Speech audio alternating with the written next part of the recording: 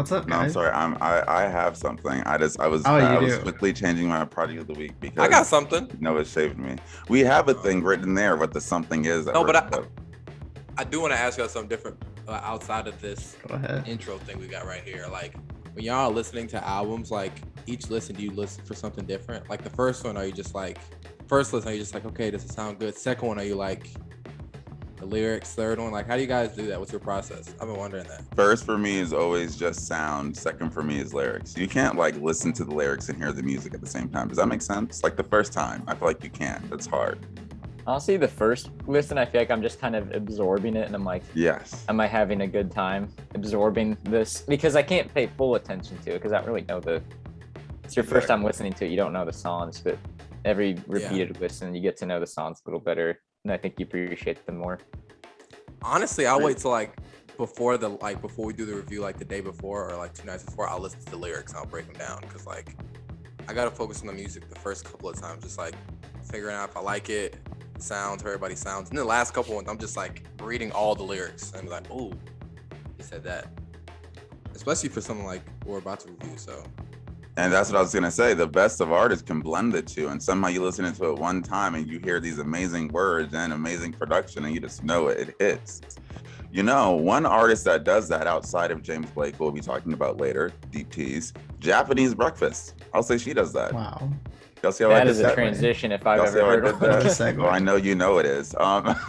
Last night, me and Avery got to see his album.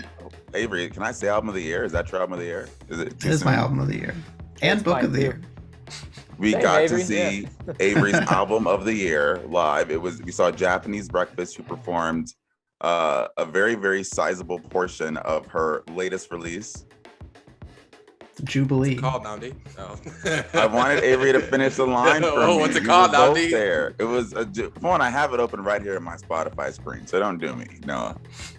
But that was like a great show, and I want so shout out to live music for being back, but also shout out to being in New York because I feel like all the like indie acts, like the non like gigantic people, they always make stops in Brooklyn or like somewhere in Manhattan. I've been able to see so many artists recently, which is great. But she's a great performer. Like I'm a big Yeah, fan. she was great. A lot of fun. And Grant saw her a couple weeks ago in Kansas. Yeah, And just like saw her in so good old fun. Lawrence, Kansas. Did Luna Lee open for you too, Grant? Like the New York of the Midwest. Sorry, yeah, Luna Lee opened. She was amazing. I was so impressed. Like I'd never heard her music before, but it was so good. Yeah, I'm definitely gonna check her out. she apparently has her first album coming out. I think early next year. I'm definitely gonna check it out. Oh, for sure. Yeah, Nnamdi and I were like watching. She played a song she wrote with Jay Som. Mhm. Yeah, same. Oh, she told us that was an exclusive to our show. Wait a minute. Interesting. Oh, crazy how breaking that news. Anyway, shout out Japanese Breakfast. Shout out Luna Lee. Shout out who else did I mention? Did we mention in this intro? James Blake. Okay, shout him out too. Shout out Grant. Shout out Grant. Who, if you heard him, that is none other than our 97 Demo honorary host, prolific me. writer, James Blake. music journalist. Yeah, I'm American now. Yeah. Grant I'm American Sharples now. with I'm us from again. Kansas City. Yeah. All American out of Kansas City, Grant Sharples joining us again to talk James Blake, which I'm very excited about. Because you're just always great when we have you on, Grant. Just Well, I always. love being on. Oh, I I love feel that like you love being on. I Because feel like don't an feel bad honorary asking. member. You are. You don't feel like you are. Let me not get sentimental this early in the podcast. Anyway, on that note, I'm Nnamdi Agwan. Welcome to the 97 Demo podcast, where we give you the latest music news and how much along the way. Like I said, I'm here with Grant and my two wonderful co-hosts. Noah. And Avery. I just, I'm not gonna do it. We're gonna really just get to our headlines. I feel like coming into this was really one story we had to hit on no matter what, just because it happened and like the world kind of stopped for a couple hours on Thursday at 7 p.m. Eastern when it dropped for us because we're not in the UK. But Adele put out Easy on Me that broke a whole bunch of records, which isn't surprising. I kind of just wanted to use this opportunity, and potentially my next newsletter will be about this, about the fact that Adele has somehow managed to create this sort of timeless, like, generational appeal that is like really rare. I can't think of anyone else who's done it. Like so many different people I know are all excited about this album, and I think that says a lot about why she like breaks records every time she sings a tune, despite the music kind of being in the same wheelhouse. Right? You know? I agree. Yeah, I mean, she totally hasn't really agree. shaken up her sound from a sonic perspective, but You have I mean, to. she's Adele. Yeah, it's like She can do who she wants, I guess. Yeah, I mean, like, I can't think of like the only other person. I don't even want to compare. But, like, she just has a universal like acceptance. Like, I don't. Everybody from every like scope of everything, whether like it literally. There was a video of crap. Rod Wave singing in Adele songs. Like, bro, I love Adele, bro. Like, I love Adele, man. Like, she bangs. Like, there's so much. Hasn't there been acclaim 21 Savage doing that too? Like, I swear, there's been a ton of them. Probably. It's just like the acclaim is ridiculous. So I don't know. I can't think of another artist like that right now. That's like worldwide acclaim, like to that level. I mean, honestly, there's not anybody else that's doing it like Adele. I like to imagine that traditional rock stars of like prior ages had similar levels of appeal. I wouldn't know because I wasn't here, but when I think of like, well, like the Beatles or something, or like, Oh yeah. or like Michael Jackson. You Yeah. know, those are the only acts that I can think of that has had that, you know, cross-generational, cross-genre appeal. I don't want Yeah. to say Adele's, you know, Michael Jackson, but I do think it's worth noting that she kind of, you know, does that. Anyway, the whole point of this headline is because apparently only one other artist has heard Adele's latest album 30, or newest upcoming album 30, and it is Drake. Soulja Boy voice. Drake? I'm just sad that Josh didn't get to hear it. I feel like that's kind of excluding Josh. But wow, Wait, nobody who's got Josh? it. Nobody got Hold on, no. I'm ready to Oh, fake it for Drake you. and Josh. Yeah. Oh, Yeah. wow. Sorry. There we go. Gotcha. And I feel those bad that I Midwestern didn't get jokes that are right away. exactly why we have Grant on every time you want to have a serious discussion of. Yeah, I didn't know this until like literally right now. So Because it's so random. Like, Yeah. How do you feel reacting to this news, Grant? why Drake? Why is it Drake? I'm not gonna lie, bro. Adele has the weirdest relationships. Like, she's played her album for Drake. She dates LeBron James' agent. It's the weirdest thing ever. I don't know if you saw, but Drake like put the song on his story. He's like, "Good job, bestie," or something, literally something like that. Like I'm quoting it. He said, "Great song, bestie," and that was just, it was just really bizarre. I do have. Sorry, go ahead. No, Grant, you go ahead. I do have one question. I did see that this album from Adele is supposed to explain her divorce to her son. So did she explain her divorce? Is Drake her son? Is that what Maybe the bottom Drake- line of this is? Maybe Drake Drake. had to like approve it. Like, yeah, this makes sense. Yeah, Now you can Mhm. show it to your kid. yeah. Drake ain't never been divorced. Drake did the exact opposite. He was I like, know, don't but wanna- Drake probably has made music that he's gonna use to explain unfortunate situations to Adonis. I mean, Drake's Oh yeah, a like corny I dad. didn't claim you. I didn't claim you, son. Sorry, Yeah. son. You may son. hear one day that I was hiding you from the world. I was hiding you from the world. Okay. Drake's a corny dad. You know, he could help in that. You know, I think it just only speaks to the fact that Adele, like, despite coming off as relatable, is like, we have to remember she's like mega famous. And like, of like the famous, she's like one of the more successful famouses. So it's like, it makes sense that she can call up Drake. Yo, Drake, come up, listen to the record. He's just know, like us, like- except not. Exactly. Sure. Anyway, we'll be excited for Adele when that drops. I'm sure. Are we gonna review that? Do we want to commit this early? Yeah. Probably. Kind of have to, right? This is a quick.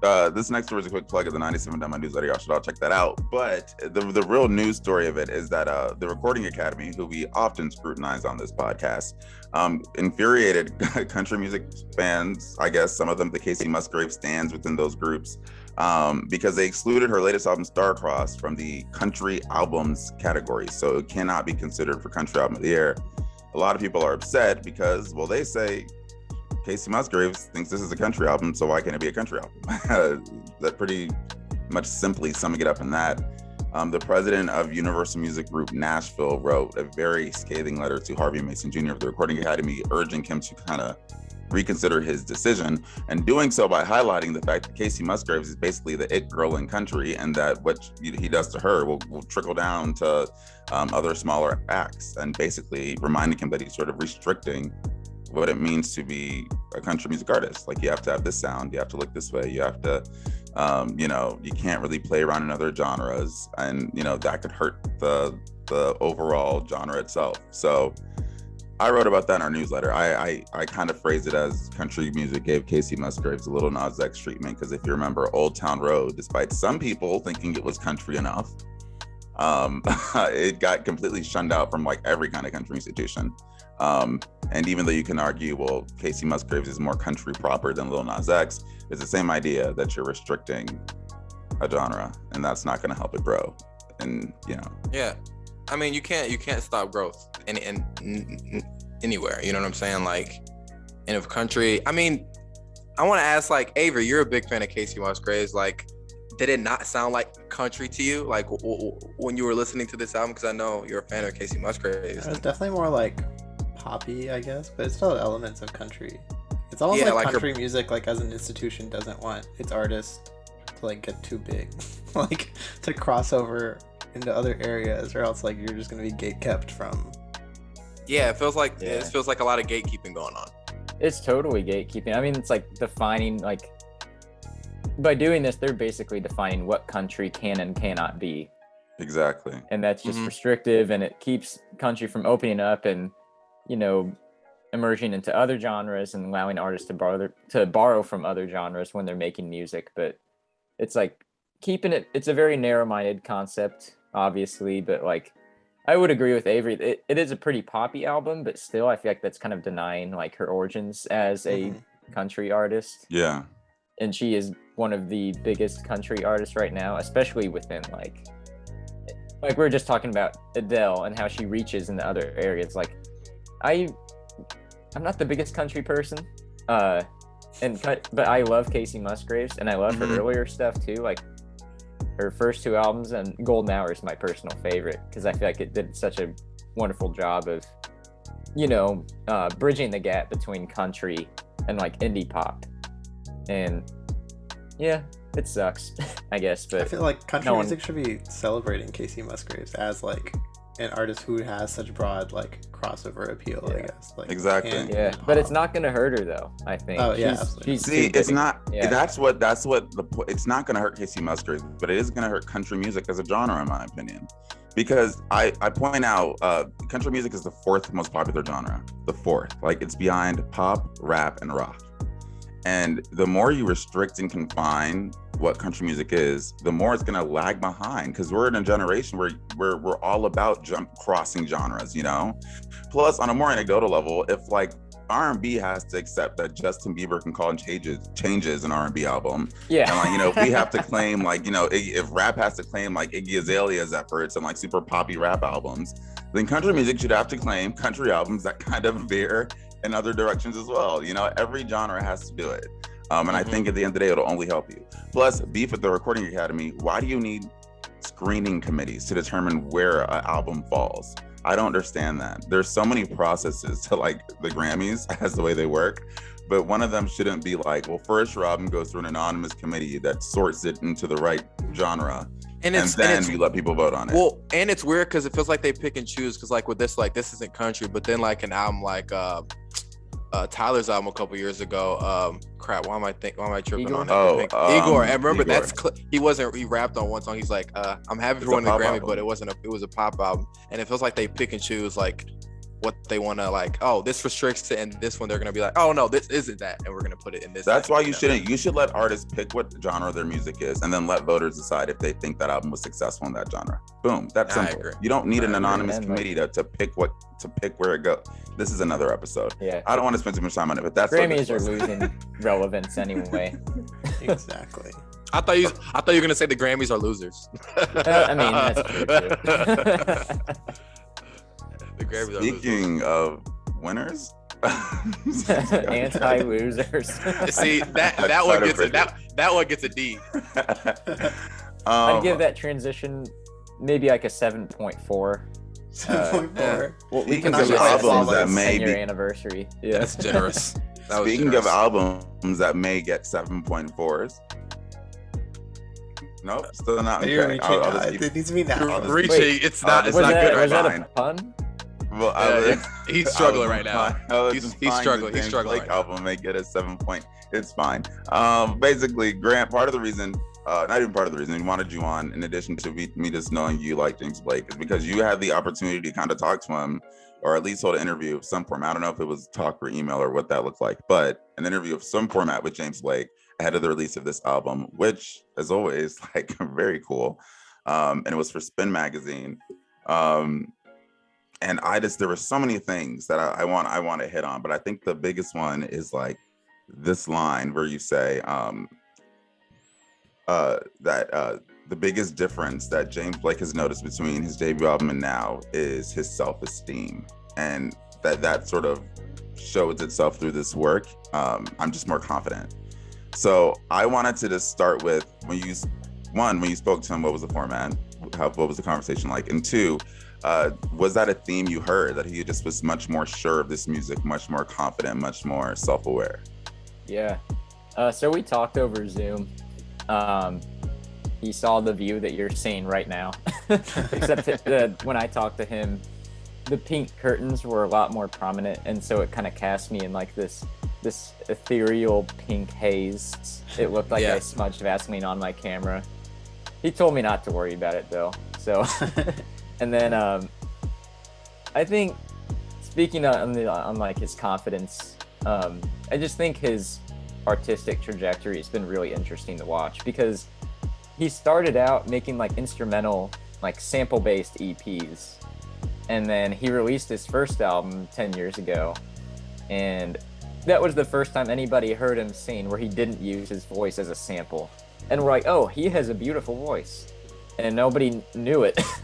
And just over that time, and I think with this album in particular, this one is a lot more like conventional songs. Like his first three, a lot of those just kind of, I think I say it here, they just kind of go down into like a sonic rabbit hole. Like you have a song like Points from The Color in Anything, where it's just kind of starts out and then it gradually builds on itself with just more sonic experimentations. And this one kind of adheres to like a traditional like verse chorus thing, and I think he's just grown a lot more confident as not just a vocalist but also as a songwriter, and he seemed like he really has a lot of faith in this music. Yeah. One thing that this is one of my favorite things about the album that we'll get into during the review, but also you brought up here, was that I feel like a lot of really great indie pop songwriters, part of the reason we know they're great is because they can articulate the emotion of love very, very well. James Blake does that as well, but this album, he sort of expands that from being, instead of just actual like intimate relationships, he expands that to other relationships where those same feelings may be involved, hence the name of this album. Can you just sort of elaborate on what he spoke to you about that, because that is such a huge theme of this, that those same emotions but beyond just like your traditional love song? Yeah. Nnamdi, I know your favorite James Blake album is Assume Form. Very true. Assume Form, as you guys know, is like it's all about Jamila Jamil, and explores like the different facets of their relationship. Like, have something like I'll Come To, about traveling to go see her, and then you have songs like Where's the Catch, which is kind of like things are too good to be true and self-doubting it. And so I think I don't want to say he exhausted that concept, but he explored that in as many directions as he possibly could on that record. And with this one, I think he was just kind of like, I want to explore, non-romantic relationships. And, that speaks to the title of the album, Friends That Break Your Heart. He writes about friendships, and he writes about other kinds of relationships. And so I think he just wanted to look, because, when we were talking, he was like, I realized that my not least favorite kind, but he's like, I hear love songs all the time, and I know I've written a lot of love songs, but I'm kind of tired of hearing them. So I'm going to write different kinds of relationship songs. And I think that's where he's arrived with this. I love that. And honestly, I feel like we can just drive this straight into the review of the album, because now we're sort of doing that. We'll go ahead and get started with that. And it's really still starting on that same thread. Just sort of everyone's initial impressions, and I think relative to Assumed Form, which I think was just like a high point for him, in my opinion, and how we feel about, you know, this. So just initial impressions from everyone just about this album. You know, Nnamdi, I think you're gonna hate me for saying this, but I think Assumed Form actually might be my least favorite. You said that the last time. You said that, I feel like, last time you were here. Yeah. My theory is that James Blake fans fall into two different camps. There are the people who like generally like his first two albums, you know, Self-Titled and Overgrown, and then there are generally people who like his most recent two albums, Assumed Form and Friends That Break Your Heart. But I'm the odd one, the alienated one, whose favorite one is The Color in Anything. And it's long, it's messy, but I love it for that reason. With Friends That Break Your Heart, I do think this is overall a stronger collection of songs than Assumed Form. I enjoy it more. Just to point out a few favorites, I really enjoy Coming Back. I really enjoy I'm So Blessed You're Mine. Yeah. Famous Last Words is a great opener. Yeah. Yeah. Agree. Yeah. To me, this felt like an extension of like Assumed Form. Like it felt like he like kind of like picked up right where that album left off, and just like thematically, like we talked about, where like he was just expanding beyond a romantic relationship. So where like the subject matter was different, but a lot of the sounds I noticed could have like been off of Assumed Form. It felt like. Yeah, it definitely did feel like an extension of that sound. You know, to compare it to an extremely similar artist, Manchester Orchestra, you know, you had a Black Mile of the Surface, which was kind of like the revitalization of their sound. They're like, hey, this is what we sound like now. And then they put out a record earlier this year called The Million Masks of God, which sounds a lot, you know, sonically similar to, you know, the Black Mile of the Surface. And I think that can apply to James Blake's music, where this sounds quite similar to Assumed Form, but it's just kind of like extending beyond that. And I think Avery hit it on the head for what he said. So yeah, not only does it feels, for me personally, it feels like more realized. Like it feels like the sounds it's using, it's like it feels more confident over this production, even more so than Assumed Form. And Assumed Form is a good project, but to me this just feels like a more realized, and Grant, you kind of said that, but like better collection of songs for me personally than that. And I think, you know, Assumed Form is great, but I just think he's really, really on point and really I'm trying to think of the word, vulnerable on this. I mean, not saying he hasn't been vulnerable before, but it feels really vulnerable and honest about it. And obviously, like, we've heard a lot of, you know, a bunch of love songs from indie pop artists, but, you know, speaking about friendships and stuff like that, I think that's like, it's not unique, but I think it's just a really good switch up from like the normal, hey, I had somebody that broke my heart type thing. You know what I'm saying? Obviously, he's still talking about other relationships, you know, romantic relationships, but also friendships too. And also his like own responsibility and like how those friendships have might have, you know, gone down or not worked out and stuff like that. So that's what I also enjoy about this. He's real honest with not only like other relationships, but with himself too, and how his part in these. So I guess I'm the odd one out. Y'all know I love Assumed Form, as Grant mentioned. But I will say, I loved Assumed Form in part because of how I feel sonically, the sonic variety on there, like how much you got with each song, and how different like Barefoot in the Park felt to Into the Red, felt to Mile High. This feels much more a tighter, cohesive album, both like in terms of songwriting and in terms of actual production. Like there's definitely a melancholic feel that sort of runs throughout, even on like the higher paced songs, which is sort of what James Blake is sort of like known for. But I think, it feels much more realized, and I'll give him that. I will say, and I don't know if this is a hot take or if I feel this way next week, I still think some of the highs on Assumed Form took me higher than some of the highs on this. And I would agree with that. Yeah, and that's a fair point. I think that just speaks again to the fact that there was so much sonic variety for me on Assumed Form, and so much more that you could sort of look for, and I think I would argue more experimentation of sounds and stuff like that than you got on this, which is just a really, really tight, cohesive, great album, in my opinion. So I think it depends on like what kind of listener you are. Like if you like something that's like a variety of sounds, all like, to me, this feels like a mood album. Like you really have to be in a specific type of mood to listen to this album. Assume Form, also there's moody songs. Like there's more variety where you can be in different moods to listen to this. And I think it just depends on what kind of like music you like. If you like something that's like, there's a kind of not similar sound, but like you said, cohesive sound that kind of brings everything together, then and each song kind of transitions to the next, I think you'll love this album. Assume Form is obviously more variety, and if you like that, you like all kinds of different songs on there, different sounds, more experimentation, then you'll like Assume Form. But this just feels like he's like he's less experimenting because he already tried on Assume Form. He's kind of going into it. He's like, wow, I know exactly what I want to do here, and he was able to kind of tighten it up and made this album that's more cohesive. That makes sense. I felt that way about the features too. And I just looked it up. There's only like one or two more features on Assume Form, but for some reason he like it feels more selective on this one and more like, I guess, like focused in terms of like how he, you know, picked an artist to be on a song, or in the case of Frozen, a couple.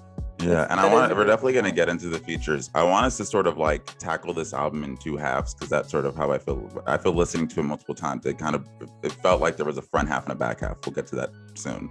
And the first 6 songs, you have the two arguably like biggest features. You have Coming Back featuring SZA, and Frozen featuring Jid and Suave, who I wasn't familiar with, but I am now really into because of this song. Yeah.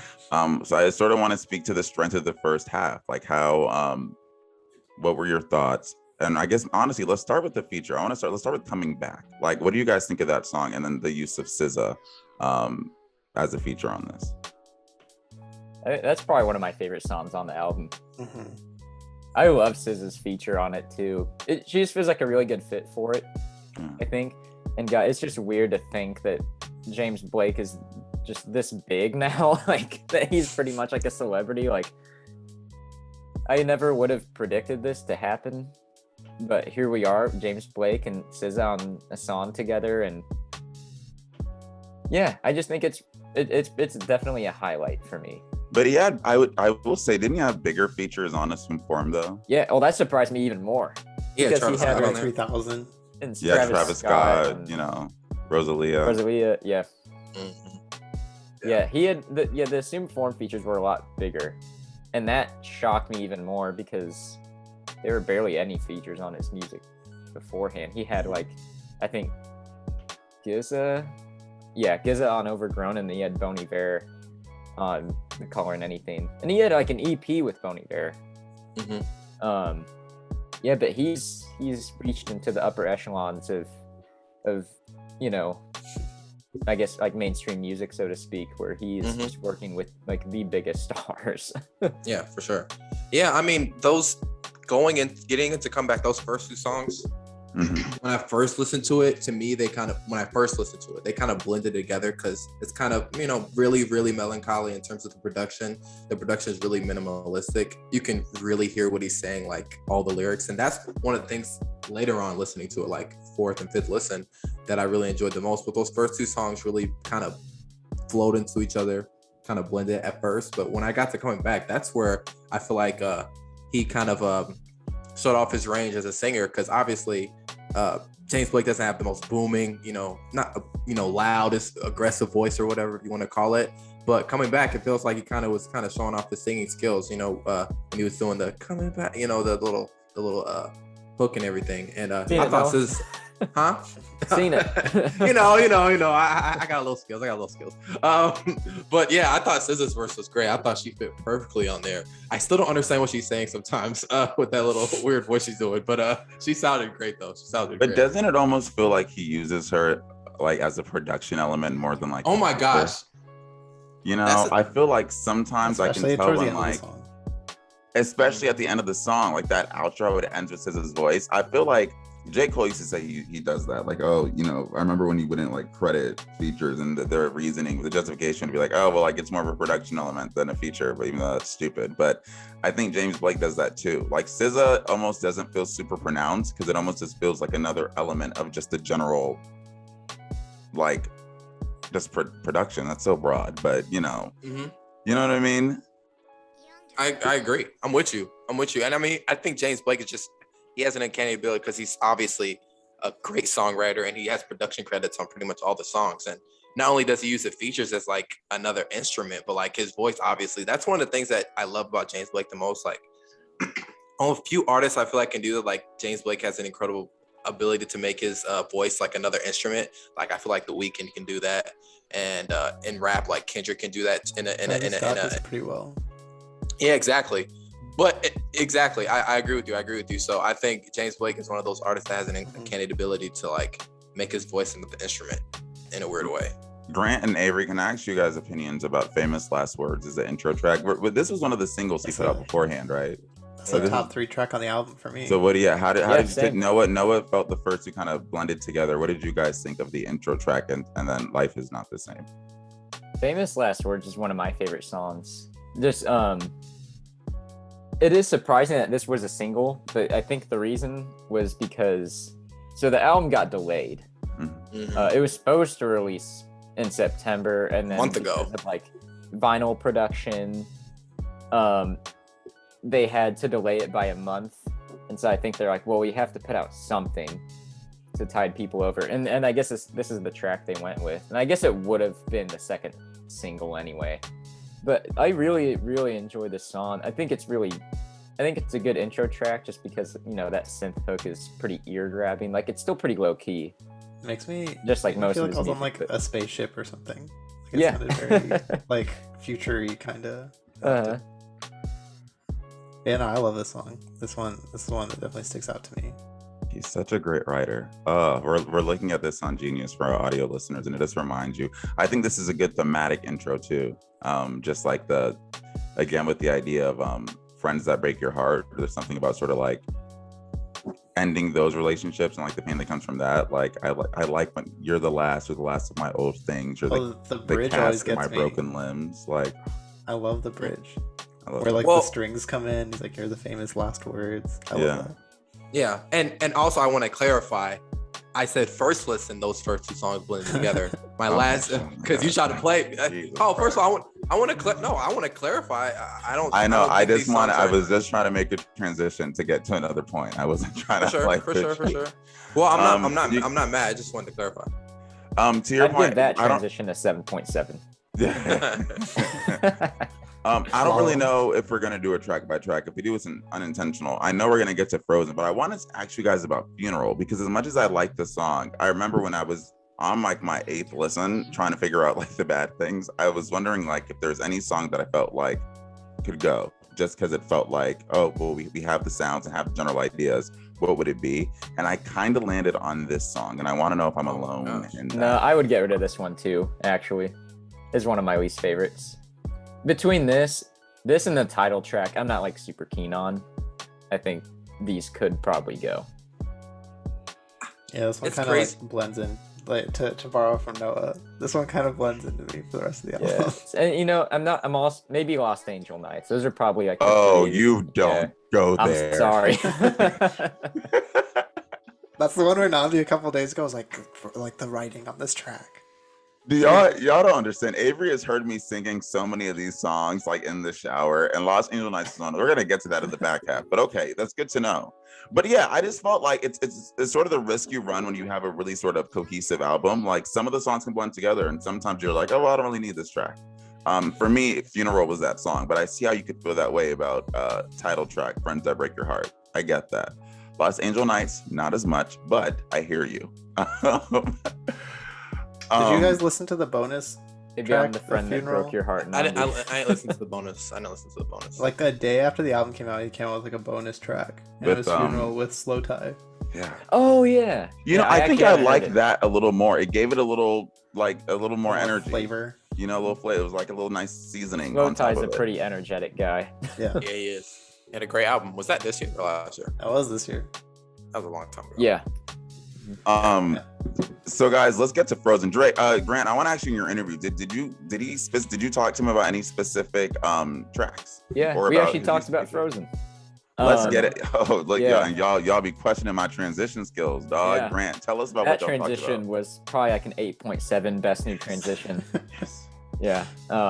Frozen is interesting because this wasn't originally a James Blake song. This was originally is it JID or JID? I don't know Either how. one, I think. Yeah, this was originally his track, and then it was supposed to be for his album, and then James Blake was like, "Can I actually have this one?" And then he was like, "Yeah, sure, go for it." I mean, it. So it sounds like it. It honestly sounds like this is like a song that fit perfect for JID. And it sounds like Suave was probably on there already too. It feels like it because he's from Atlanta too. And like, but this sounds like Suave, he's like produced JID song, you know? Yeah, it's very much. I think Suave doesn't really have a lot of music right now. Mm-hmm. Like it's still pretty new, like kind of like up and coming artist. But I really enjoyed the Suave verse. I really like and Frozen is probably one of the tracks that I really appreciate on here. Absolutely, it's one of my favorites. I think it's like some of the best of James Blake. I love like when he dips into the more experimental bag. I personally love it whenever James Blake does hip hop crossovers, which he's done even before Assumed Form. He did a ton of features. Like I remember James Blake, I would see his name just randomly on credits and like random raps, and you're like, wait, what? I hate that I'm blanking on them, but I just know there's like King's Dead is one. King's Dead, that's one of them. Yeah. It's like it's weird to think he's on that, and that's technically his most streamed song on Spotify. But he probably got a Grammy off that. Yeah, and he plays piano on Element by Kendrick Lamar. Yeah, see, exactly. So it's like I think he has a real amazing ability of blending the two genres in a way that I love. Like my thing is, if this was a JID song and like this was the direction of JID's next album, I would be so happy. Well, I'd be thrilled. Well, this sounds experimental for James Blake. I didn't think it sounded experimental for JID. Like this sounds like a sound he wouldn't use. Yeah, it sounds like he's. I feel the opposite. I feel like this is sort of James Blake's bag already, and like for JID, this would be like especially playing with the voice thing in the beginning, and then like just the like generally like the slower feel to it. I don't know. It feels like he's done that kind of flow before, but I don't know if this is like a negative or positive. But James Blake has this like uncanny ability to like kind of like you kind of mentioned, Nnamdi kind of blends into the song where like he's there and he's like kind of making it all work. Like I feel like it's a positive thing because of his production and his songwriting background and just like composing songs and albums. But like it's just like wow, it's like he kind of lets JID and Suave kind of take the song over because he's doing the intro and he has like little things in between. But like this is the song that Jamila Jamil has a production credit on as well. Yeah, he better put his girlfriend on that on credit. She studied music, I think. She's like a classically trained musician or something. Yeah. She used to be a DJ. Yeah. So not foreign. I love the song. I mean, JID had a great verse. He always kills. His flow is really good. Yeah. I think Suave kind of stole the show. To be honest, I think so too. He went in on his verse. He stole the show. I agree. So the story he's telling is like funny, and then it gets sad. It's just taking James Blake to Atlanta. Yeah. Yeah. He had a lot of energy on there. Yeah, it feels probably I think the most like energetic song on. Well, maybe this or like Foot Forward. I'd say are the most like that's high pace we get, and we're gonna get to Foot. I'm this so is weird blessed because for mine. James Blake's music is not energetic at all. I know. Frozen, and it just comes out of nowhere. Exactly. Well, I'm so blessed for mine. I would say to Avery's point about Assumed Form, I was just gonna say my only thought about it is if there's any song that I could pick off this and put directly on Assumed Form, it'd probably be this. Like it just sounds like it could fit very well into that. This is actually one of my favorites, and the reason I love that like synth arpeggio. I could listen to that thing for a long time, and I don't get sick of it. And I think that really is just a selling point on this song for me. It's just cool sounding. It's just a really like cool sounding song. It is a cool song. He has a lot of those songs like that where it's like, what instrument is he using on that? You know what I'm saying? And speaking of instruments, on Foot Forward, there's something about a piano used as like the main production or like the main instrument on a beat. It's like gonna get me every time, like in any genre.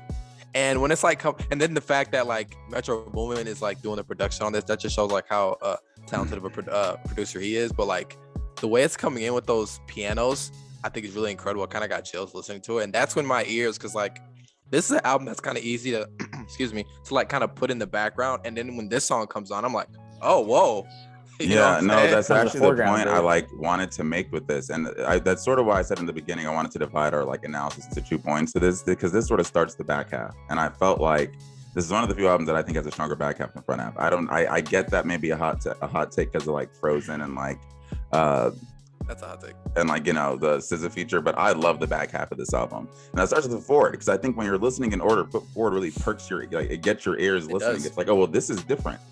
And like the piano and just the fact that Metro Boomin produced this, like, it was a lot. So what did you guys think? Yeah, I do think the so. piano's nice. I'm kind of with Noah there. I think piano is always pleasant. It really is. I'm pro piano. And plus, James Blake is a very talented like pianist and keyboard player. Yeah, Yeah, I wonder if that was him playing. I wonder. I don't know. Probably. probably. I don't know. He's like Probably. a pianist. That's like Yeah, I his don't main know. instrument. Yeah. That's one of the things I'm wondering too with these, because like he has production credits on every song, obviously, but like there's obviously other producers on there. Like I'm wondering, like on this song specifically, like was it him playing the piano and then I don't know, Metro Boomin came in with something else? Like I don't know. I think man. the I'm actual wondering. when the drums come in, or 808s, whatever that is, that's probably Metro. Yeah, Boomin. yeah, for But sure. the That's his piano is probably obviously James signature. Blake, you know. Mm-hmm. But I For loved sure. it. I just think it's amazing that Metro Boomin is this, honestly, in my opinion, this versatile, that he can like produce a 21 Savage album, then produce on a James Blake album too. Respect to him for that. I love this song. This is definitely, I think, my top one of like top 3 for me, perhaps top 4. Mm-hmm. I just think it sounds great. I don't think I have more words than that. It's catchy, it's hooky. I'm honestly surprised this wasn't picked as a single, but you know, I wasn't in that room. Yeah, for sure. Another song too. That's kind of, I don't know if this is one of your favorites, but Show Well, Me. I had a question with it. Did y'all know who Oh, okay. Monica Martin was before I had Show Me? no idea. I didn't. Yeah, I was It's the gonna ask second about that, artist too. who put me on I with still this. don't. I still don't. Yeah, who is she? She was great. I don't know who she is, but yeah, she was great. But on Show Me, to me, I'm not sure if it's my favorite, but I kind of split the types of songs on here in 2 different parts. Like I kind of mentioned, like he had songs in here that were really minimalistic production, like just a really minimalistic type of sound, and he's really clear. He's not like a lot of energy in terms of his voice and whatnot. But to me, Show Me feels like the perfect blend of like 2 songs, like in terms of dynamic production and like layered production. Because like the first half is like really show me, and then the second half he's kind of production changed a little bit, and I really enjoyed that, and it felt like the perfect blend of production and songwriting, specifically on this song.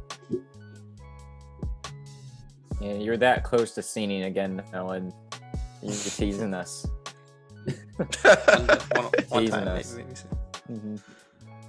I can sing a little bit every once in a while. Yeah, I'll be honest. This isn't a song that I remember particularly well. Oh, Maybe I just need to listen to it more. I love this song. Yeah. I really love this song. I think it's a great one. I don't know. What do you think, Avery? What do you think? Do you think this one is a strong one? I like it. I mean, it's not like my favorite, but it doesn't fall into like the funeral category for me. It's definitely like one It that can I won't stay. skip when I listen. Yeah, it can stay. I won't skip it when I listen. I'm starting to to think Avery and I have pretty similar like we preferences do. for music. We have all Clearly. the It's same good. favorite tracks, And all the Monica same Martin ones we like think sounded go. great. Yeah. So That was really my biggest takeaway from it. I just wanted to know who Monica Martin was, because I really enjoyed how she sounded on this song. But honestly, we're getting into the final 4 songs. This is my favorite song of the album. Say what you will. I Oh, absolutely this is one of think my it's like, favorites. I think it's Yeah. the best of James Blake. I think it's what I go to him for. It's the sad boy music that I click on James. That I have him in my library to create for me. Like, it just sounds so amazing. Not to mention, I think these lyrics are so nuanced. I was with Avery giving him like a bar to bar breakdown about how this song is about the music industry. This is all about the music industry. And he was like, well, what do you mean? And I started going line by line, and I'm like, do you hear what he's really saying? I think his ability to write and articulate his emotions, even if it's outside of the emotions we're so used to hearing, which is like love, anger, hatred, whatever, love album, divorce album, it's like he does it so well as far as storytelling goes. This song, to me, Grant, to your point about how, you're shocked at his rise and like, James Blake's been around for so long, but is only now just getting his credit. I sort of think that's what this song is about. Specifically, like when he says lines, I've been popular with all the popular guys. I gave them punchlines, which in my opinion was him saying I've written music for them and they gave me warning signs, which I interpreted as like him being underappreciated by them. Different lines about like, I'm okay with, I may piss those psychopaths off, aka like, I interpreted that to mean like, music label people, but at least I can see the faces of the smaller crowds. Like I interpreted that as I may not be as big as some of my peers, but I can see the face. Like I'm content with where I'm at. Like I don't need I can drive myself. I've been humbled by my time on the shelf. And I've been normal and I've been ostracized. Like I just love, I'm not gonna do a bar for a bar again, but I just love his use of metaphor. I just love it. I love everything about this song. Best of James Blake in my opinion. I hope he releases this as a I think single. it's a very pretty song. Yeah. Sorry, go ahead. Yeah. No. I'm surprised he didn't release this as one of the singles. Like I'm surprised this wasn't the one that he released. Honestly, Was this one of them? it This was the was. first one. Was it? This was like Was the it? first one. This Was this the first one? single. Was it? Dang, I don't remember. That was a while ago. Well, I love it more that like on the album now. Like in the context of the album, I love it even more. Like this song this feels like the 100% banger. I mean, other than like obviously the ones with like the features like SZA, like those are like big songs too. But this one feels like the one that's like, he put like, I don't know, this feels like the best single on here, and I totally forgot he releases a single because it was such a while ago. But It's but like yeah. probably the catchiest song on the album to me. I totally agree. Maybe it's just because like I'm on not the back shocked half it of was it, a he's single. just saying "Say what you will" over and over again. Oh But, yeah, like, and it sounds it's so good, catchy. right? It does. It Yeah, sounds It's got a good. hook. It's been stuck in my head all week. It's been stuck Oh in my head my all week. God, yo, the amount of times I've sung this song just around the crib. Like I'll be in work meetings humming the song. Like it's just so good, so good. Yeah. I'm This is surprised like where about my its full stand placement. comes out. Yeah, like I mean, usually like the singles they're toward the front half, but this is very close to the end of the album. Mm-hmm. So I just thought that was interesting. Yeah, this dropped in July. It looks like That was a while. according That's to, a long time ago. Exactly. But it That was a hit long time ago. completely differently in like within the album itself. Yeah. You know, I can't explain. It is. I remember enjoying it when the single came out, but then feeling like, oh well, this is kind of not boring. This is kind of too slow for me right now. Whatever. But this album, oh God, just love It's a it. good- Yeah, I it's a didn't good enjoy it as fall much back song. then. I think exactly. it's better in fall. Yeah, as we're getting into November, I feel like Yeah. the song is just hitting. You know. Yeah, like I'm ready to start crying. AK is what you're saying. Nnamdi got some emotions to let off. Okay, really quick, because I think the rest of these songs, I don't know if any of us have super strong opinions about. I enjoyed Los Angel Nights. I just thought I enjoyed the writing on it. I thought it was catchy enough. I'm not sure it was that different from what we heard on this album, especially coming right after Say What You Will. But I liked it. Like I thought it was Yeah, that was a good good. song. Do you guys think the album should have ended with Friends That Break Your Heart? I think it's just ended right there. I like if I'm I think If I'm Insecure should be the closer. Okay, I like was that just one a lot. I think it's two great closing songs, but like when I'm like listening to, I'm not looking at the track list. Like I was like Friends That Break Your Heart, I was like, oh, this is the last track. The first time I was listening to it. But I think If I'm Insecure, great. But I don't know. I like Friends That Break Your Heart. Grant, you mentioned that wasn't one of your I favorites. feel like it is one of my least favorite. But I like Friends it. That Break Your Heart. It does have a reign of finality to it. It feels Yeah. like this is the grand finale, and then the coda, This is the where I'll, credits is If I'm Insecure. This is where I'll break stride from you, Grant. Where I really like this song. I love a Yeah, good I just love like this song. acoustic ballad. And Yeah, I will. this I song will. sounded kind of medieval to me. I don't know. It had like Yes. Completely agree. Yeah. I completely agree. Okay, I wasn't sure I was gonna be weird for saying that, but it had like a medieval kind of like old timey feel to it. I like In the end, To align this with I guess jogging. I imagine this is like this is when you finish the run that you had planned on, and then the cool down is If I'm Insecure. Oh, That's I when- agree. yeah. That's a I good like one. that.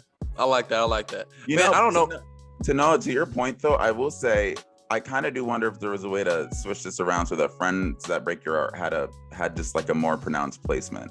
I don't think it could Yeah. be the intro track because I think Famous Last Words is great, but I'm even Could be wondering the if it's, centerpiece. like the centerpiece, like Yeah, right something. Yeah. in the It's middle. like, 'Cause oh, that's it's like, oh, random here.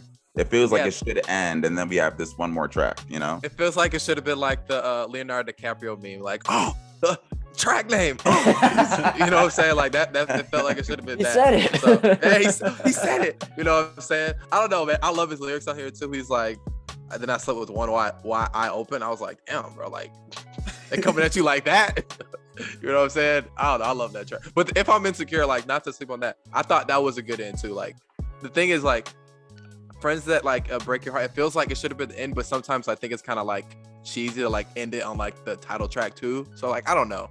So, but I'm happy with what came out of it. I just The feel like chorus? this is a safe ending. That was my only thing. I just like, he did the it's another love song. I feel like he does that really well. When he writes about Jamila, he goes in. That's when he goes real ham. Oh, this chorus hits.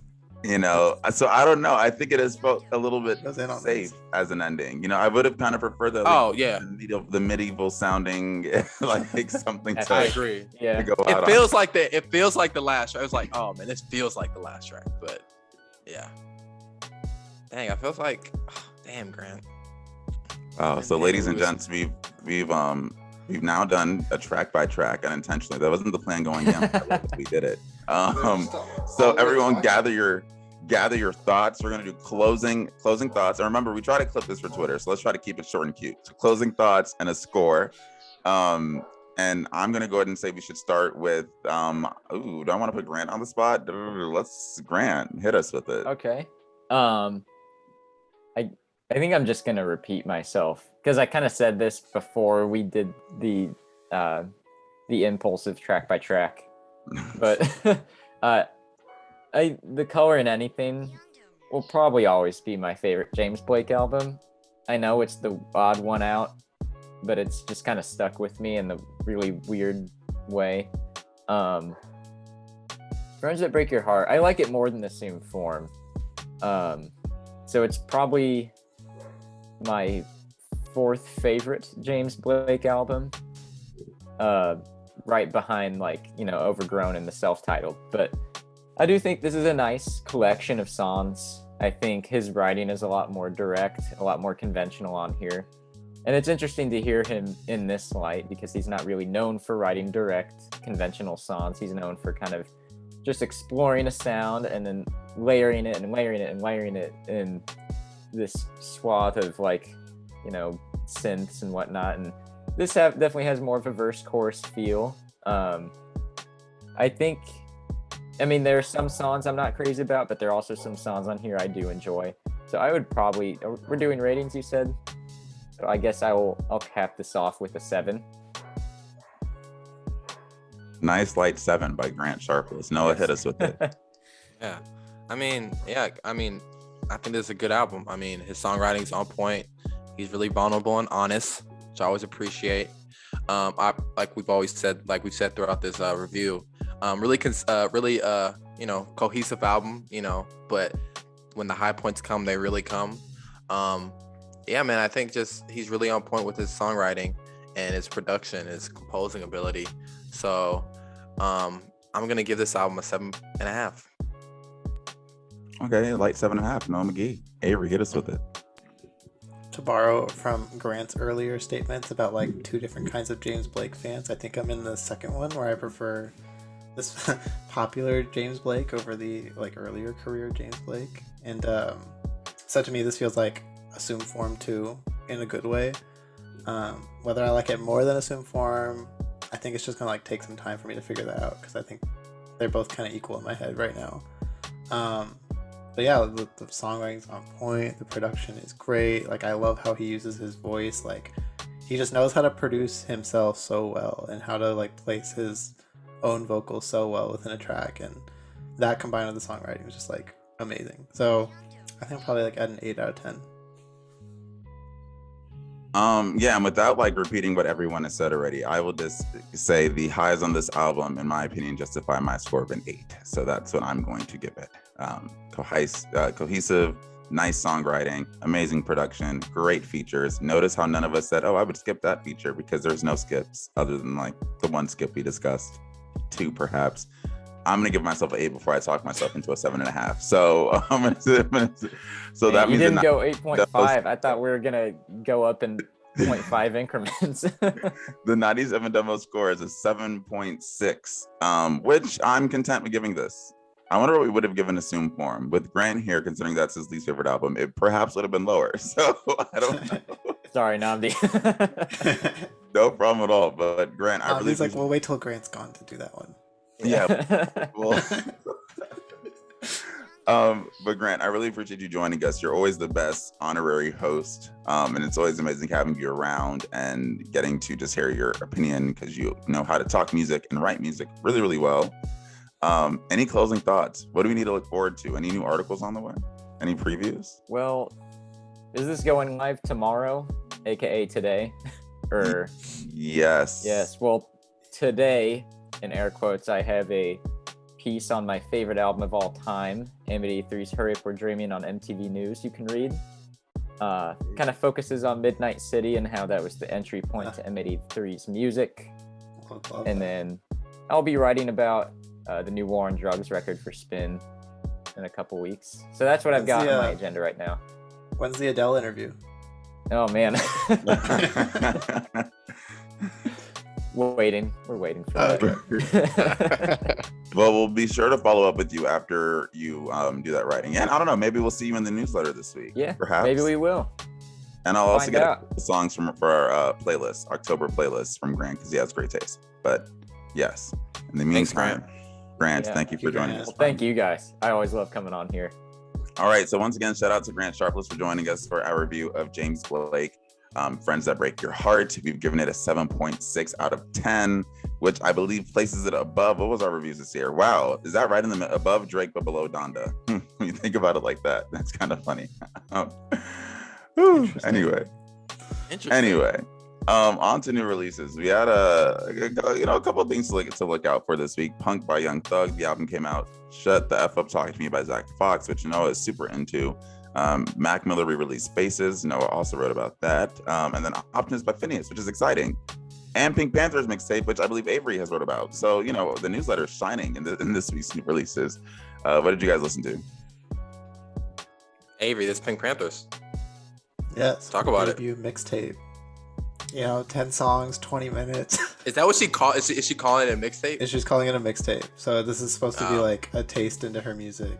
Mixtape that she's releasing to buy. Yes. But yeah, it's really good. She samples a lot on it. She's like doing garage music. But there's a really interesting, I'll send it to you guys. There's a really interesting NPR article where they interviewed her, and like she's trying to keep this like air of mystery around her, so she didn't have her camera on, and the name was Pink Panther. So like people don't know her real name. And so like this is like a her. Kind of, but like we know what she looks like because of the music video. Yeah. But you know what? It's really interesting. They asked her like how she feels comfortable sampling so many things as a new artist. It's really interesting stuff. That's interesting because like I was gonna think of her because like, but we kind of already knew who she was. Kind of like she was kind of out already because she's on that show and stuff like that. But no clue who her was back when she. But when we found out who she was, it was like, oh, she's that girl that was on the thing. Yeah. I remember when Bryson Tiller first came out, we knew what he looked like, but I remember he was doing interviews and he wouldn't show himself on camera. Like there was no video interviews. It would be all like radio stuff. That was a while back. All we know is she's some 20-year-old girl from Britain.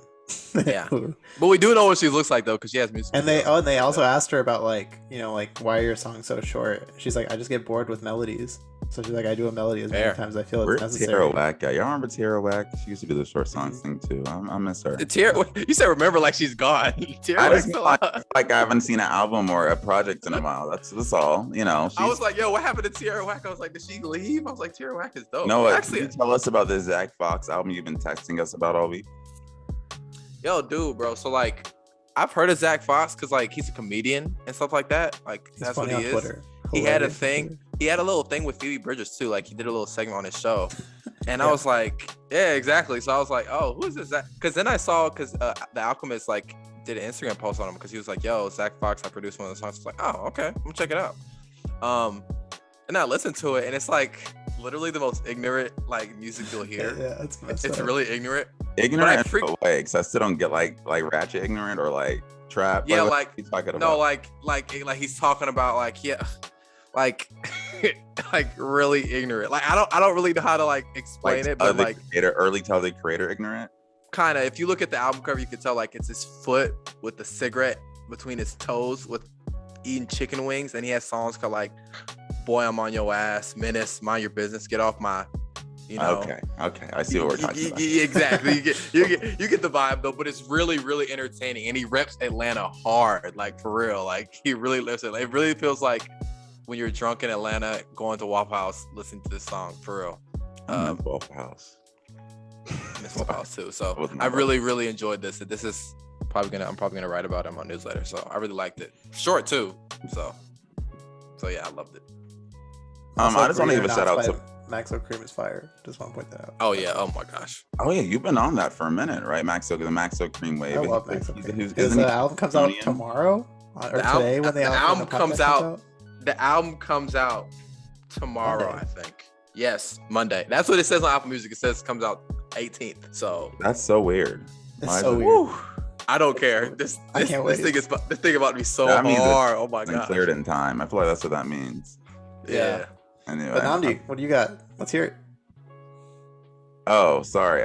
Well, there's two things, and I think I know what you wanted me to get to. But first, I want to shout out Young Thug Punk, because let me tell you, I've really enjoyed this album, and I think it's cool because one, it's a different sound. It's kind of more emo-ish than his old stuff, and I think it's worth noting that Young Thug has evolved a lot from the mumble rapper of early 2010s. You know, I think we don't appreciate how much he sort of started like that lane.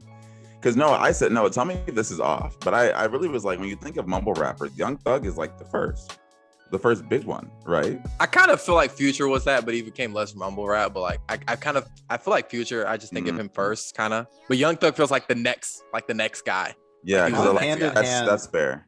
How hand in hand do like trap and mumble rap go? I don't think. Really? I think. Well, I think it's switched now. No, I don't think they go hand. And I used to get irritated when people had that like idea back in 2010s, because trap to me is not the same as mumble rap. Mumble rap. Yeah, I agree. Because I was just asking because I feel like a lot of the artists who got like no one called themselves mumble rap, but like a lot of the artists that were like labeled mumble rap were considered themselves trap artists. I don't know. I think people need to do their history, because trap started with like T.I. and Young Jeezy, and those guys aren't mumble rappers at all. Exactly. Mumble, it's an umbrella thing, but trap, to Noah's point, no part of that was ever mumble. It was always I was just asking. Like, I'm not like lyrics. Well, yeah, I know. It was always like lyrics. And I think of like T.I., like Jeezy. Who else? Jeezy, Gucci Mane, like those are some of the names that come to mind. Even Nuck a Few Buck. Why am I blanking? Squad. Oh. Yeah, I get what you're saying. Waka Flocka. I think it's rap too.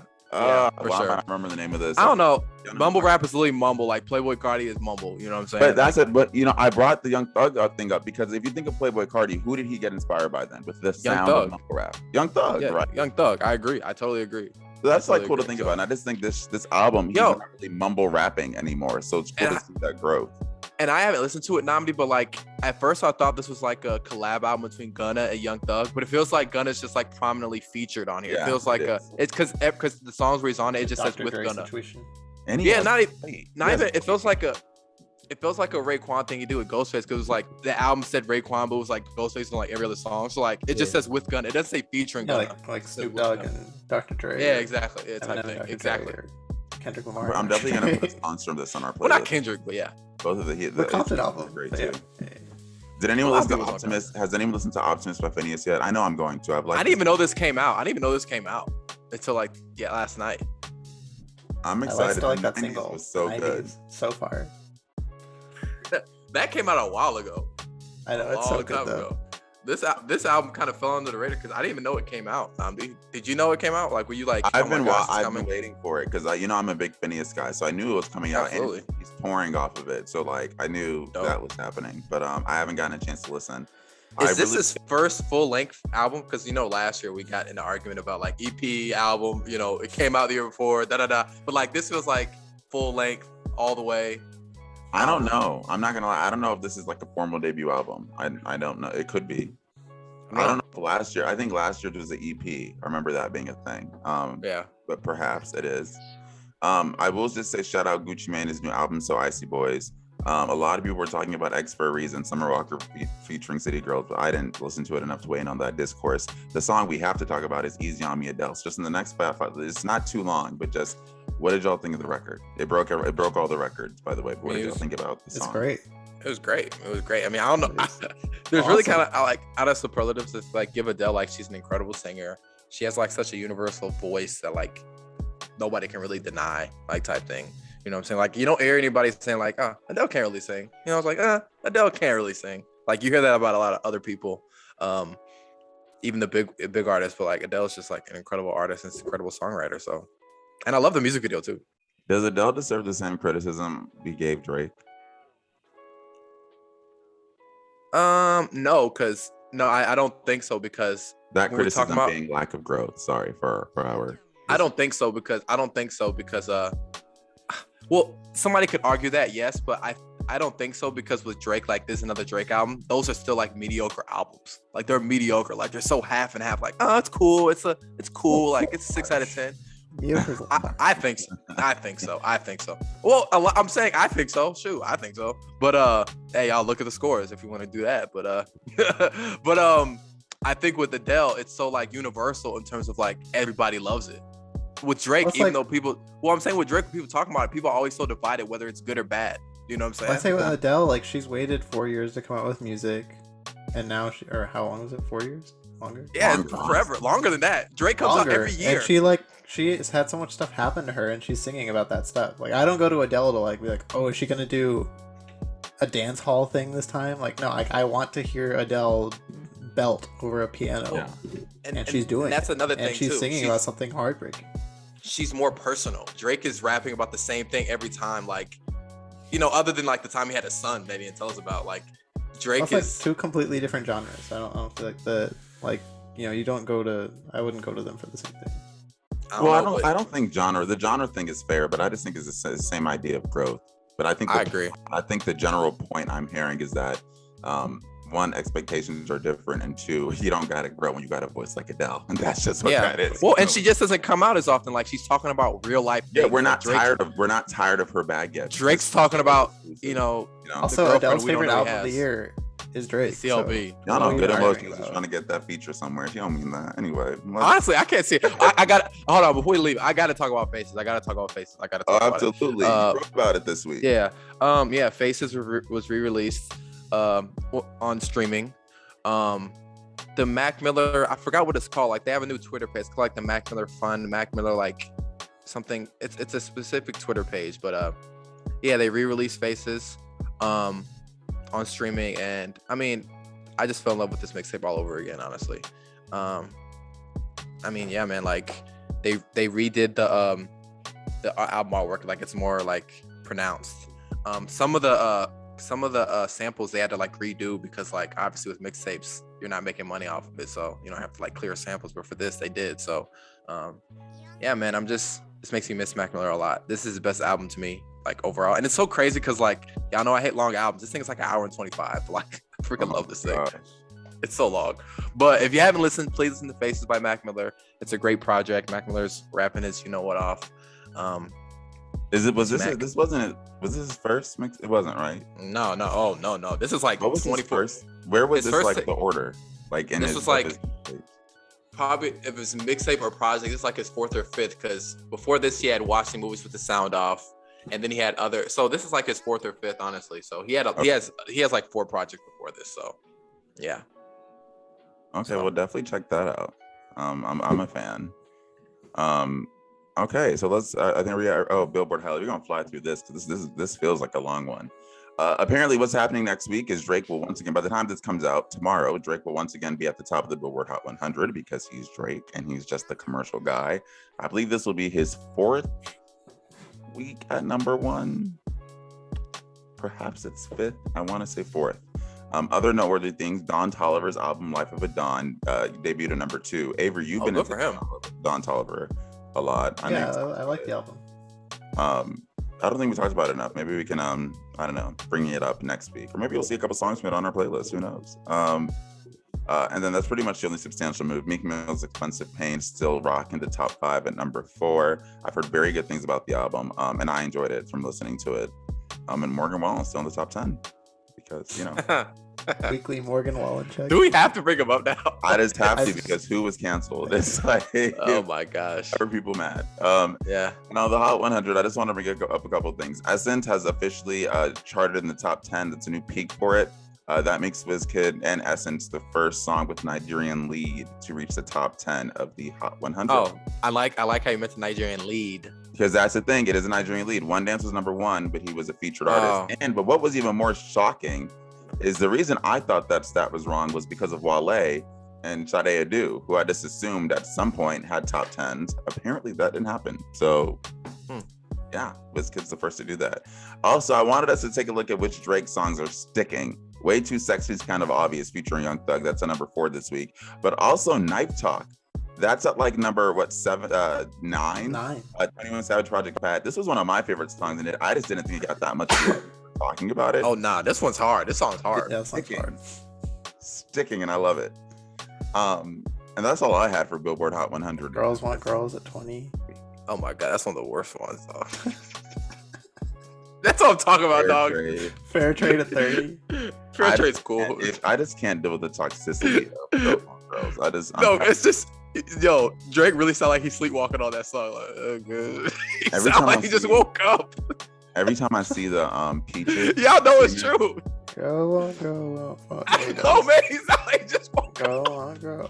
That was on purpose. Oh, I can't say. Oh my gosh, this man like he slept in the studio. I can't even criticize the album because Nnamdi knows how much I've been listening to it this past week. I know how much it was. We have a stamina. Oh, it's ridiculous. Hold up. Oh no, go ahead, Nnamdi. Go ahead. I was just the Doja Cat Drake thing about the monthly listeners. That's an interesting thing. Like Doja Cat. Oh yeah, that she officially surpassed Drake. That's huge. Doja Cat is like. I knew she was a streaming force. I didn't realize she was that much of a streaming force. Dude, she's like a pop star now. Like the thing is, like she didn't have. Or do you mean pop star, rap star? Yeah, for sure. But like the thing is, like, you know how we're getting on like Lil Nas? We weren't getting on it, but Lil Nas X didn't have the big first week. Like Doja Cat didn't have the big first week, but she's just been like consistently getting listeners every week, and I feel like that's people love that album. Mode for success. It's a good album, dude. People love Planet Her, and it's funny. It took a little bit to warm up on me, but I also point out that it's not for me. So it's not, I don't think I was her target audience, but I enjoyed it. I mean, I do like it, and I'm glad to see that it's sort of stuck. Which, to your point, a lot of these albums don't do anymore. But I think it's like, didn't Lil Nas X surpass Drake too? Apparently, I think he did. They both did. Yeah, Doja is now the most listened to, and Lil Nas X. It's close though. It's close though too, though. Oh, I'm sure it's close. And also, they're all like at like 63 million or something. Yeah, it's like 63 point. Yeah. And then finally, in the week that's ending on the Billboard 200, Taylor Swift's "Fearless" went back to #1, largely due to vinyl sales. If you don't know, now you know. Taylor Swift sells more vinyls than like anyone. Her fans just go crazy. Am I saying that right? Y'all know I'll be forgetting. No, you're right. Vinyl. You got it right. Cool, thanks. And then Expensive Pain debuted at #3. Dude, this has been such a long year because like Sour came out this year. It feels like last year. Seriously, like yeah. This has been such a long year. Like, and we're not even. We still got like 3 months left. Like, there's so much music still to come out. It's ridiculous. Oh, and Love for Sale, Tony Bennett, Lady Gaga officially debuted at #8, making Tony Bennett the oldest person to, I think, chart, which is impressive. Shout out to him. Also, I must mention Happier Than Ever, Nnamdi, Billie Eilish. That album is amazing. I said we've already talked about that album is great, and she's just been in my head lately because of I just saw James Bond, and that opening song is incredible. So. Did you guys see I was so worried Noah was about to say like a butt somewhere in there. Happier, but it's great. This album trash. Did you guys see her perform Happier Than Ever on Jimmy Kimmel? I did. That was good. It was really good. Highly recommend. One of the Jimmys. I got a question. Who has the best late night performances? Like, is it Jimmy Kimmel, Jimmy Fallon? Kimmel does. Really? Kimmel has a whole concert series set up, and he like. Part of me feels like Fallon because he gets everybody. Fallon like be getting good bookings as of late. No, because Fallon does good because of the Roots.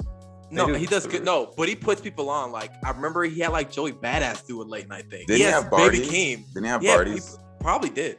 Barty's was on Seth Meyers. That was Seth Meyers. But I'm saying Jimmy Fallon gets like the big artists and like the small time artists and like aren't huge yet. I don't know. Jimmy Fallon, I feel like gives you the most. Jimmy Kimmel's like on Kimmel. No, but Kimmel just gets the pop star. He just gets the biggest artist because he's the biggest. Speaking of late night TV performances, real quick, Avery, you wrote about whether or not are those performances still relevant in today's day and age. I did. Because Chloe Bailey and Phoebe did some performances. What conclusion did you come up to? I said no, but I think artists still treat the late night performance like it's a big deal. Like, I think you'll still see artists like go all out on a late night TV performance. Even though this As in Chloe Bailey, who got for some. People just hate women because Chloe Bailey was like doing her thing on the Tonight Show, and people are hating on her. a lot of that slander is coming from women, though. That's That's the sad part. And I say that not to say, oh, women hating women. I say it because, and I here's what it is with Chloe Bailey, who y'all know I love. We all love her. But y'all see, You really, yeah. Nnamdi said, don't do He that. really loves her. But Nnamdi really love my her. He got a point deep is, connection. what it is like Chloe Bailey is so clearly following in the footprints of Beyonce, and what makes her different than the other Beyonce-inspired singers is that like she's actually sort of been Beyonce's- raised in the yeah. Beyonce like not Camp. almost household. Like, you know, she was signed at a young age. Like she was taught to dance and perform like Beyonce, and I just think because of that, she's always gonna have super high expectations because anyone who was gonna try to fill the shoes of Beyonce is gonna get hated in the first couple of years. You have to prove yourself. So I think a lot of people just want to see her prove herself and have it not feel forced. And I don't know how you justify whether or not something feels forced, but I think that's the source of a lot of the criticism I sort of see online, as weird as it is. Yeah. Basically, my thing about the late night thing was like they're not as prominent as they used to be. Artists still treat it like that, and I think like the lane's been occupied by like Tiny Desk. But I think I forgot to put this in here. But I think Tiny Desk has lost some of its like luster because the pandemic. They can't be in the office, and so you lose that element of like, like live music. It's all like a Tiny Desk is very produced now because artists are filming it on their own. See, Avery, I actually feel the opposite though. I feel like Tiny Desk only became much more popular during the pandemic because people started turning to Tiny Desk. All the most famous Tiny Desks are from before the pandemic, like Mac Miller and famous and what because I just mean there's been a like lot of really most big Tiny Desk. Yeah, but like the most buzz and like the most like I can't think of one during the pandemic that I really love more than like the Mac Miller one. Yeah. Yeah, sure. I think I don't know. I just like I was turning to Tiny Desk more throughout the pandemic because I didn't have live shows. I don't know. I think the closest to hearing someone I like perform live. I think it's all relative. Like if Drake did one right now or some big artist did it, it's gonna go crazy. Like I think it's all depending. But you know what kind of got me thinking though? Oh, Meg did one. Wasn't Meg during the pandemic? Sorry. It might have, but I'm not sure. But Nnamdi, remember J. Cole did the late night performance on I forgot which one it did. Remember it was like a song where he's talking about one? Yes, and that was a big deal. That was like 2014, 2015 before like one of his before Forward Stills Drive. That's one of the ones I remember. I know we're not talking about like it doesn't matter, but like that was one I remember that was like a big deal. Remember that? I forgot what it was called. I think it was the album of the year freestyle, but I don't remember if it was that freestyle. No, it wasn't that. It was an old one, like 2014, 2015. He was talking about people getting killed and stuff like that. Remember, like black people getting killed. Oh, I remember. Was that Kimmel? It might have. I don't think it was Kimmel. It was one of the. But I remember. I do remember. Anyway, if this gives you anything, you should read our newsletter at the 97demo.substack. Wait, the 97demo.substack.com. You write every week about really interesting newsletter stuff and music topics. So check that out. Finally, Project of the Week, super quick. I chose In Defense of My Own Happiness by Joey Aladoku because whenever I'm in the mood for like an indie pop country, I don't know what you call this, whatever that is, I turn to this album, and it has fit the theme of my recent like mood, which has just been like melancholic. So like this and James Blake and like Adele and all that stuff. Oh, Charlotte Duke is great. What We Call Life by Jordan. I don't even know how to say his name, dude. I'm not gonna lie. Rake. I don't even know his name. But honestly, this guy kind of reminded me of James Blake a little bit. You know what I'm saying? Like his voice a little bit. Maybe I'm wrong. You guys should listen. You guys are. It's a big claim. No, I'm saying his voice. That's all. I'm not saying he's a better artist. You know, I'm not gonna take it there. But like, yeah, man, there's a really good R&B album though. I think he's from Australia or New Zealand, one of those places. But yeah, man, he's really good. Jordan Rake. You spell that last name Rakei. What We Call Life. That's the album. Came out this year. It's good. Avery, what's up?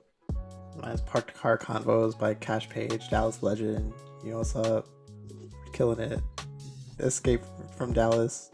Break from Dallas. That's the name of the song. Great song. It's like my go-to late night song. So expect. Yeah, when you're not listening to Drake. Apparently, when I'm not like, I don't know why this. I've been very honest about my Drake affinity for a while, and you guys just believe me this week. I just didn't believe you the way it is. It's kind of wild. Drake, I've been telling you guys. Avery only has one artist on his playlist. This is Drake. That's why Avery is really the most toxic out of all of us, but that's another conversation. That's another conversation. Y'all think me and Nnamdi go at it? Y'all think we're the problem? Just think when about Avery gets mad. When Avery gets mad. Think about never seen me listening to get Pipe Down just randomly. Think about that toxicity you need. Exactly. To get along better by heart. Just think about that. Girls Love Girls is one of Avery's favorite songs. Like, okay, what picture is that painting, ladies and gents? Race My Mind has been my thing right now. You think that really paint you in a better light? Race My Mind is hold on. That ain't better. That ain't better. Hold on. Race My Mind. Race My Mind is fire. Oh, I'm saying that's better in terms of like that's still toxic. I'm just saying that's the one that I've been. The minute Avery's beard started connecting and growing full through, a toxic monster was born. Let's get 10 years ago. And I've been warning ever since. When he was in second grade. I've been warning. 6th grade. When I was a child. Hold on. When Avery get his ear pierced and he get the fade, oh my goodness. I'm not sure you can be on this podcast when that happens, Avery. When you've unlocked your final form, I'm just not sure. Exactly. Avery's like in, level 2, level 3. He got like a couple more levels up. This is how I know our pod has gone too long, because what are we talking about right now? Why am I the subject here? It's a music podcast. Thank you all for listening to this week's episode. Grant, thank you a lot for joining us. Check out our newsletter that's going to come out on Thursday. Check out our October demo playlist that's going to come out on Tuesday. And we hope you enjoyed this episode. We will see you next week.